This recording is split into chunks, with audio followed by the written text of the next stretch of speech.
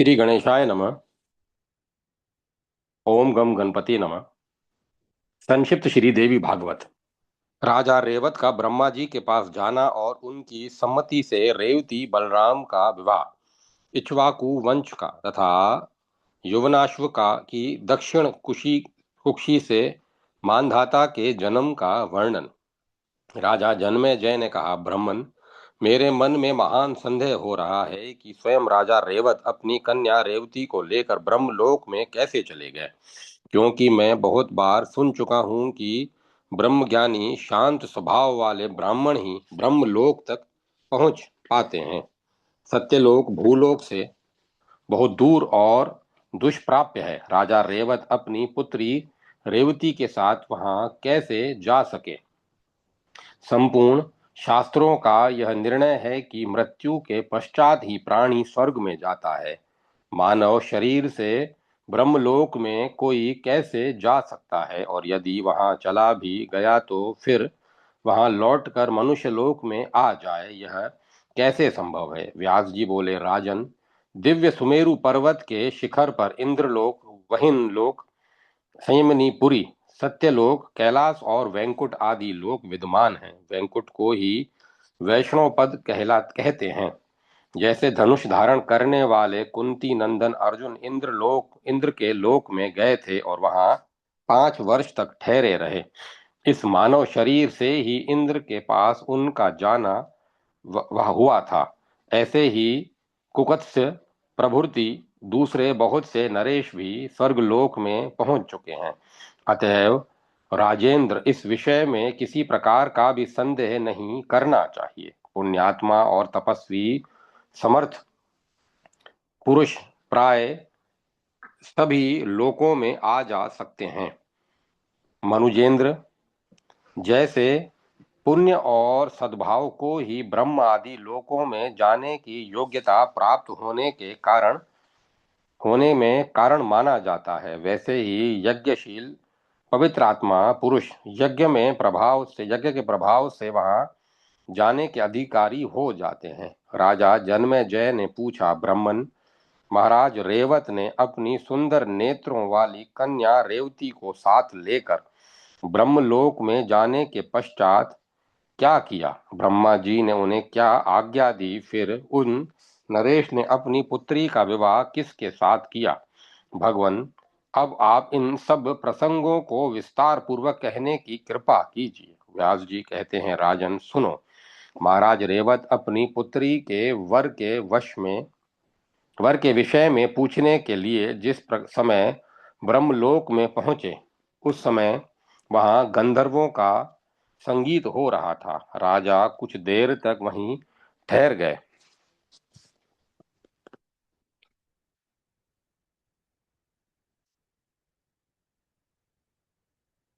उस संगीत में उन्हें पूर्ण तृप्त और आह्लादित कर दिया। गान समाप्त होने पर सभा भवन में विराजमान परम प्रभु ब्रह्मा जी के समक्ष पहुंचकर उन नरेश ने उन्हें प्रणाम किया और कन्या रेवती को उन्हें दिखाकर अपना अभिप्राय उनके सामने प्रकट कर दिया। राजा रेवत ने कहा, देवेश, यह कन्या मेरी पुत्री है। आप इसके योग्य वर बताने की कृपा कीजिए। ब्राह्मण, इसका मैं किसके साथ इसका विवाह करूं, यही पूछने के लिए आपके पास आया हूं। मैंने बहुत से उत्तम कुल के राजकुमारों को देखा है, परंतु मेरे चंचल मन के लिए कोई भी कुमार अनुकूल नहीं पड़ा। अतएव देवेश्वर, इस विषय में आपसे सम्मति प्राप्त करने के लिए मैं शरण में आया हूँ। सर्वज्ञ प्रभो, आप किसी ऐसे सुयोग्य राजकुमार को बतलाइए जो कुलीन, बलवान, संपूर्ण शुभ लक्षणों से संपन्न, दानी और धर्मात्मा हो। व्यास जी कहते हैं, राजन, राजा रेवत की बात सुनकर संसार की सृष्टि करने वाले ब्रह्मा जी मुस्कुराए। ब्रह्मलोक के थोड़े से समय में ही भूमंडल का बहुत लंबा काल बीत चुका था। अतएव ब्रह्मा जी राजा से कहने लगे। ब्रह्मा जी ने कहा, राजन, तुम्हारे हृदय में जो जो राजकुमार वर के रूप में उपस्थित थे वे सभी अब काल के गाल में चले गए। उनके पिता, पौत्र एवं बंधु बांधव भी अब कोई बचे नहीं, क्योंकि इस समय वहां 27वें युग का द्वापर चल रहा है। तुम्हारे सभी वंशज काल के कलेवा हो गए। अब वह पुरी भी नहीं है, दैत्यों ने उसे नष्ट भ्रष्ट कर डाला। इस समय वहां चंद्रवंशी राजा राज्य कर रहे हैं। वह पुरी अब मथुरा कहलाती है। राजा उग्रसेन वहां के शासक हैं। ययाति के वंश में उनका जन्म हुआ है। पूरा मथुरा मंडल उनके अधीन था। परंतु उन्हीं नरेश का एक पुत्र कंस नाम से विख्यात हुआ। देवताओं से द्रोह करने वाला वह महाबली पुत्र दैत्य के अंश से उत्पन्न था। उसने अपने पिता उग्रसेन को कारागार में डालकर राज्य का प्रबंध स्वयं अपने हाथ में ले लिया था। राजाओं में वह सबसे बढ़ चढ़कर अहंकारी था। तब पृथ्वी अत्यंत असह्य भार से घबराकर ब्रह्मा जी की शरण में गई। श्रेष्ठ देवताओं का कथन है कि जब पृथ्वी दुष्ट राजाओं के भार से आक्रांत हो जाती है तब भगवान प्रकट होते हैं। अतएव उस समय कमल के समान नेत्रों से शोभा पाने वाले भगवान श्री कृष्ण का अवतार हुआ। वे अवतरित होकर भगवान वासुदेव के नाम से प्रसिद्ध हुए। राजन, उन्हीं भगवान श्री कृष्ण के हाथ से उस दुराचारी कंस का निधन हुआ। उन भगवान की आज्ञा से दुष्ट पुत्र के परलोकवासी हो जाने पर राजा उग्रसेन पुनः राज्य पर प्रतिष्ठित हुए। कंस के ससुर का नाम जरासंध था। वह पापात्मा एवं महान पराक्रमी था। वह कुपित हो मथुरा में आकर उल्लास पूर्वक भगवान श्री कृष्ण से युद्ध करने लगा। उस समय उस महान पराक्रमी राक्षस को भगवान के साथ युद्ध में असफल हुआ जान पड़ा। तब उसने सेना सहित काल यवन को भगवान श्री कृष्ण के साथ युद्ध करने के लिए भेजा। यवनों का अध्यक्ष काल यवन महान शूरवीर है। सेना लेकर वह आ रहा है। यह सुनकर भगवान श्री कृष्ण ने मथुरा को छोड़ दिया और वे द्वारका में चले गए। उस समय वह पुरी नष्ट प्राय हो गई थी। भगवान ने शिल्पियों द्वारा उसका जीर्णोद्धार कराया। उसके चारों ओर दुर्ग बन गए हैं। प्रतापी श्री कृष्ण ने राजा उग्रसेन को द्वारका का अध्यक्ष बना दिया। भगवान की आज्ञा के अनुसार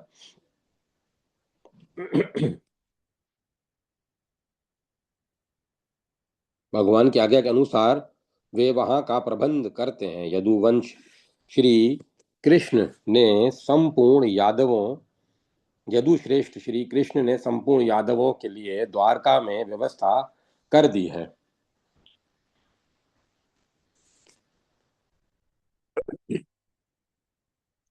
इस समय अपने समस्त बंधु बांधवों के साथ वे भगवान वहीं विराजमान हैं। उनके बड़े भाई का नाम बलराम है। हल और मूसल को आयुध के रूप में धारण करने वाले बलराम जी महान शूरवीर और शेष के अवतार माने जाते हैं। इस समय वे ही तुम्हारी इस कन्या के लिए समुचित सुयोग्य वर हैं। उन्हीं के उन्हीं को तुम अपनी कमल नयनी कन्या रेवती अर्पण कर दो। विवाहिक विधि के अनुसार बलभद्र जी के साथ इस कन्या का विवाह होना चाहिए। राजेंद्र, इसका कन्यादान होने के पश्चात तप करने के लिए तुम बद्री आश्रम में चले जाओ। कारण तप से मनुष्यों की अभिलाषाएं पूर्ण हो जाती हैं और उनका अंतःकरण पवित्र हो जाता है। व्यास जी कहते हैं, राजन, पद्मयोनि ब्रह्मा जी के इस प्रकार उपदेश देने पर राजा रेवत उसी क्षण अपनी कन्या रेवती के साथ द्वारका चले गए। जाकर शुभ लक्षणों से संपन्न पुत्री का विवाह बलदेव जी के साथ कर दिया। तब तक बहुत समय व्यतीत हो चुका था। तदंतर गंगा के तट पर रहकर अत्यंत कठिन तपस्या करके वे नश्वर शरीर को त्याग कर दिव्य लोक को चले गए। राजा जन्मेजय ने कहा, भगवन, आपने बतलाया कि राजा रेवत कन्या के योग्य वर जानने के उद्देश्य से ब्रह्मलोक में गए और वहां वे 108 युग तक ठहरे रहे। मुझे महान आश्चर्य तो यह हो रहा है कि तब तक वह कन्या तथा वे राजा ही बूढ़े क्यों नहीं हुए, अथवा इतने दिनों की पूर्ण आयु ही उन्हें कैसे प्राप्त हुई। व्यास जी कहते हैं, निष्पाप नरेश, ब्रह्मलोक में भूख प्यास मृत्यु भय बुढ़ापा एवं ग्लानि ये कदापि अपना प्रभाव नहीं डाल सकते। राजा रेवत जब वहां चले गए तब राक्षसों ने शर्याती वंश की सत्ता ही नष्ट कर दी। प्राय सभी अत्यंत भयभीत हो कुश स्थली छोड़कर इधर उधर कालक्षेप करने लगे। फिर श्रु नामक मनु से एक अत्यंत प्रतापी पुत्र का जन्म हुआ। इक्ष्वाकु नाम से उसकी प्रसिद्धि हुई। वे ही इक्ष्वाकु सूर्यवंश के मुख्य प्रवर्तक माने जाते हैं। उन्होंने वंश की वृद्धि होने के लिए भगवती के ध्यान में सदा संलग्न होकर कठिन तपस्या की। नारद जी उनके उपदेशक थे। उन्हीं से उन्होंने अनुपम दीक्षा प्राप्त की थी। राजन, मैंने सुना है उन्हीं इक्ष्वाकु के 100 पुत्र हुए। उन सभी पुत्रों के उन सभी पुत्रों में सबसे बड़े इक्ष्वाकु विकुक्षी थे। उनमें बल और वीर्य का पूर्ण समावेश था।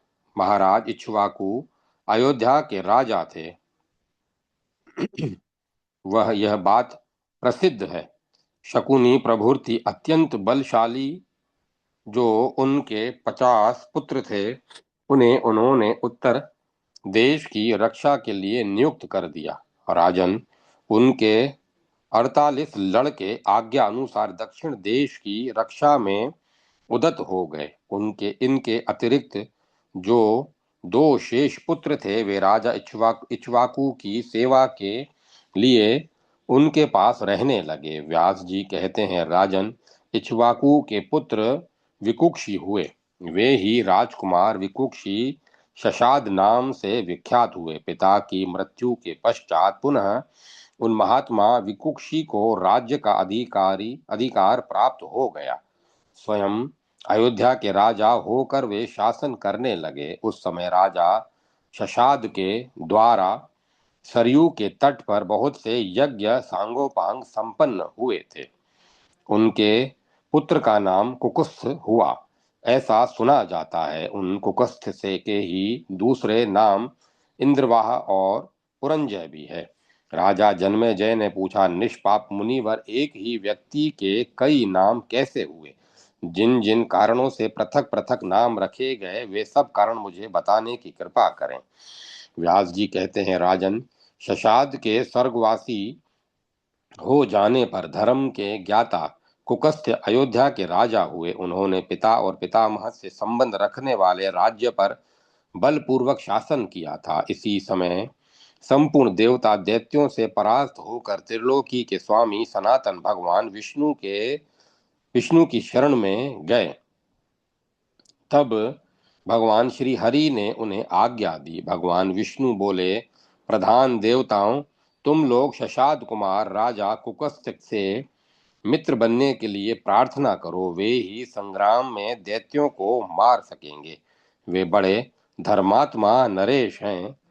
भगवती जगदम्बा की कृपा से उन्हें अतुलित शक्ति सुलभता से प्राप्त है। महाराज, भगवान विष्णु की यह सुस्पष्ट वाणी सुनते ही इंद्र सहित संपूर्ण देवता अयोध्या में विराजने वाले शशाद कुमार कुकस्थ के पास जा पहुंचे। राजा ने धर्म पूर्वक बड़ी सावधानी के साथ उनका स्वागत किया और आने का कारण बताने के लिए आदर से पूछा।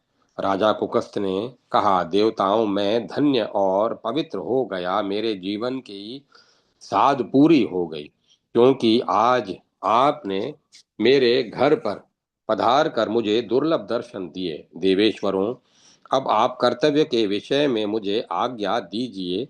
आपका बड़े से बड़ा कार्य अन्य मनुष्यों के लिए भले ही दुस्साध्य हो, मैं उसे सर्वथा संपन्न कर दूंगा। देवता बोले, राजेंद्र, हम तुमसे सहायता चाहते हैं। तुम इंद्र के सखा बनकर संग्राम में सुप्रसिद्ध दैत्यों को परास्त करो। इस समय वे दानव देवताओं के लिए अजय हो गए हैं। तुम्हें भगवती जगदम्बा की कृपा प्राप्त है, अतएव कहीं कोई भी ऐसा कार्य नहीं है जो तुमसे असाध्य हो। भगवान विष्णु की प्रेरणा से ही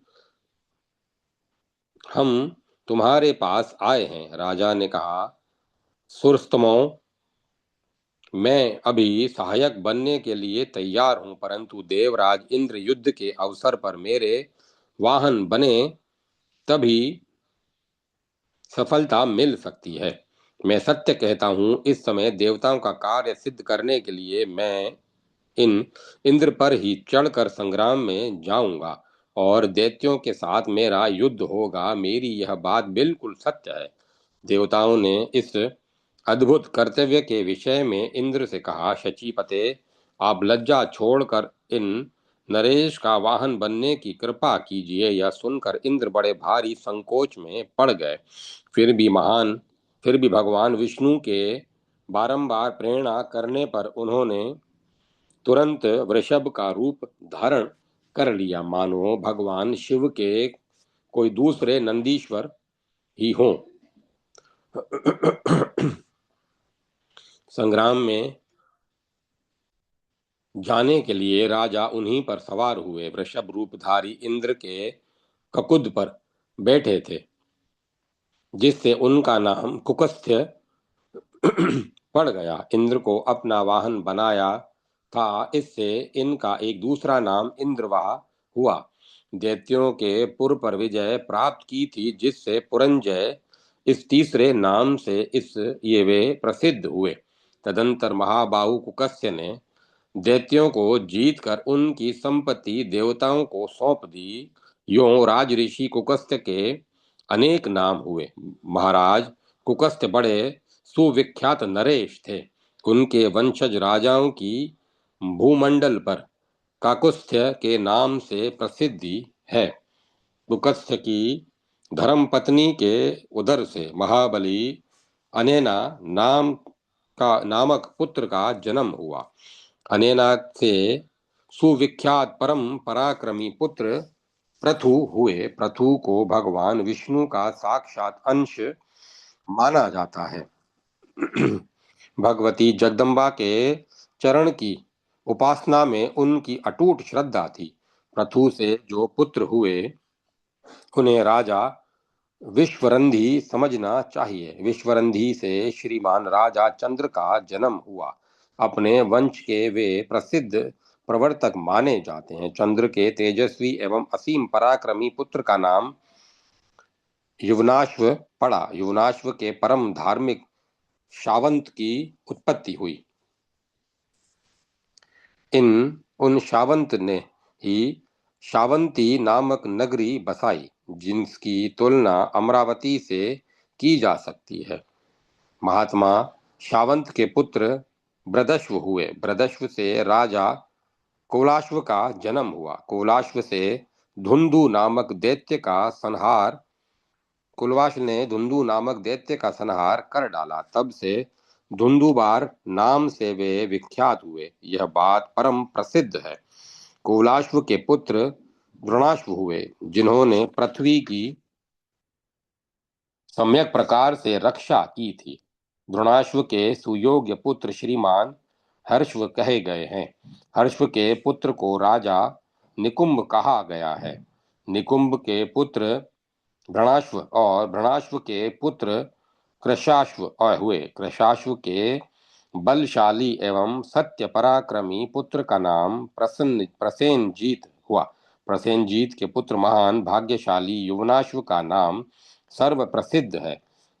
युवनाश्वर से श्रीमान राजा मानधाता की उत्पत्ति हुई, जिन्होंने 108 भव्य भवनों का निर्माण कराया था। मानद भगवती जगदम्बा को संतुष्ट करने के लिए उन्होंने महान तीर्थ स्थानों में वे मंदिर बनवाए थे। माता के गर्भ में न रहकर पिता के उदर से उनकी उत्पत्ति हुई थी। पिता के पेट को फाड़कर उन्हें निकाला गया था। राजा जन्मेजय ने कहा, महाभाग राजा मानधाता के जन्म के विषय में यह कैसी कल्पनातीत बात आपने कही है। ऐसी बात तो कहीं भी सुनने देखने को नहीं मिली थी। अब आप उन नरेश के जन्म का कारण विस्तार पूर्वक बताने की कृपा कीजिए। वह सर्वांग सुंदर पुत्र राजा योनाश्व के उदर से जैसे उत्पन्न हुआ, कृपया वह सारा प्रसंग स्पष्ट करके कहिए।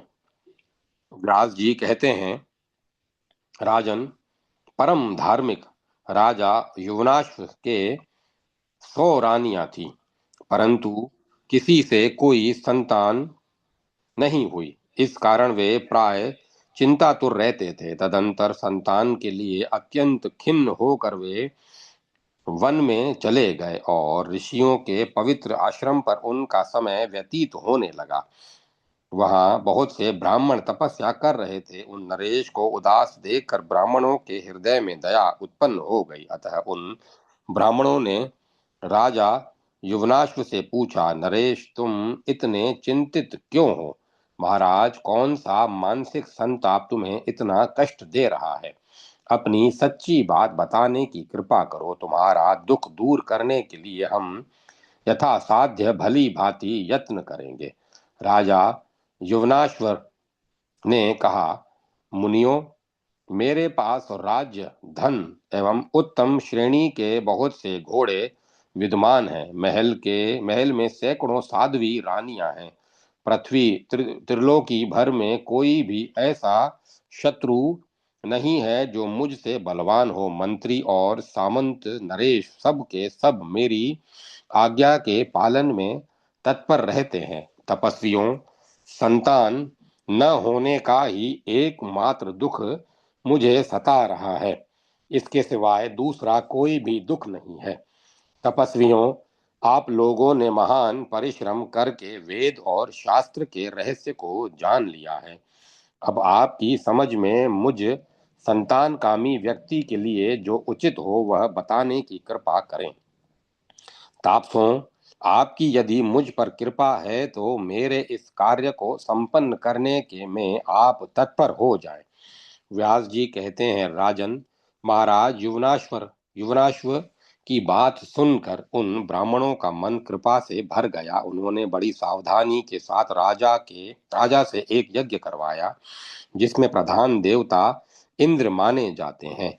ब्राह्मणों ने जल से भरा हुआ एक कलश वहां रखवाया था। राजा को संतान हो जाए, इस उद्देश्य को लेकर वैदिक मंत्रों द्वारा उस कलश का अभिमंत्रण किया गया था। राजा योनाश्वर को रात में बड़ी प्यास लगाई। वे उस यज्ञशाला में चले गए। देखा, सभी ब्राह्मण सोए हैं, कहीं भी जल नहीं है। तब प्यास के मारे वे उस अभिमंत्रित जल को ही स्वयं पी गए। ब्राह्मणों ने विधि पूर्वक मंत्रों से संस्कृत करके वह जल रानी के लिए रखा था। और राजेंद्र, अज्ञानवश वह जल राजा के पेट में चला गया। प्रातःकाल जब ब्राह्मणों ने देखा कि कलश में जल बिल्कुल नहीं है, तब उन्होंने महान सशंकित होकर राजा से पूछा, किसने यह जल पिया है? राजा ही जल पी गए हैं। यह बात जानकर वे समझ गए कि देव सबसे बढ़कर बलवान है। तदंतर यज्ञ की पूर्ण आहुति कराकर वे सभी मुनिगण अपने घर पधारे। मंत्र के प्रभाव से स्वयं राजा के पेट में ही गर्भ स्थापित हो गया। समय पूर्ण होने पर उन महाराज युवनाश्व का दाहिना कोख चीरा गया, जिससे पुत्र की उत्पत्ति हुई। इस प्रकार पुत्र निकालने का सारा श्रेय राजा के सुयोग्य मंत्रियों के ऊपर निर्भर था। देवताओं की कृपा से राजा के प्राण नहीं जा सके। उस समय मंत्री लोग बड़े जोर से चिल्ला उठे, यह कुमार अब किसका दूध पिएगा। इतने में इंद्र ने झट उसके मुख में अपनी तर्जनी उंगली देकर यह वचन कहा कि मैं इसकी रक्षा करूंगा। समय पाकर मैं ही महान प्रतापी राजा मानधा वे ही राजा वे ही महान प्रतापी राजा मानधाता हुए। राजन, उन नरेश की उत्पत्ति का यही प्रसंग है। अध्याय 8-9 समाप्त। जय माता सरस्वती। जय मां सरस्वती। ओम नमो नारायण। ओम नमो भगवते वासुदेवाय। ओम नमः शिवाय। ओम ऐं ह्रीं क्लीं चामुंडाय विच्चे। ओम तत्सत। ओम तत्सत। ओम तत्सत। अब कथा को विराम दिया जाता है।